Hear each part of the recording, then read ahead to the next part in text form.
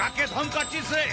বড় আমার সামনে আয়, আমি কে তুই জেনে যাবি। সাউলিয়া পূর্বপাড়া ক্লাব কমিটি। বাপ শালা বাকি হয়। গেল বছর তো হলো না, এবছর তা দেখিয়ে দেব।